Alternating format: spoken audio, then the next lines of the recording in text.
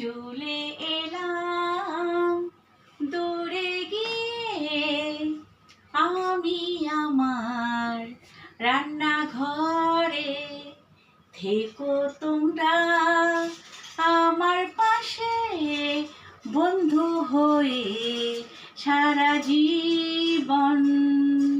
শুভ নববর্ষ বন্ধুরা, অনেক অনেক ভালোবাসা আর বড়দের আমার প্রণাম। আমি প্রণাম দেখাতে পারলাম না, আমার হাতে ময়দা রয়েছে বন্ধুরা, ময়দা মাখছি। তো বুঝতেই পারছো ব্যস্ততার মধ্যে রয়েছি। তোমরা কেমন আছো বলো? আশা করি ভীষণ ভীষণ ভালো আছো। আজকে বছরের প্রথম দিন, ভালো থাকাটাই প্রয়োজন আমাদের সবার। সুস্থ থেকেও ভালো থেকেও এই কামনা করি ঠাকুরের কাছে প্রত্যেকে, যে যেখানেই থাকো না কেন। দেখো বন্ধুরা, অন্যদিন তো আমার ব্যস্ততার মধ্যে কেটেই যায় জীবন, আজকেও তাই। লুচি করা হয়ে গেছে, তোমাদের আশীর্বাদে, ঠাকুর আশীর্বাদে লুচি তরকারি জলখাবারে আজকে প্রচুর সেল হয়েছে। আবার তাড়াতাড়ি করে এইটুকুনি মেখে রাখছি, যদি আবার চলে আসে একটু একটু করেই মাখি, আমি বেশি করে কিছুই করে রাখি না।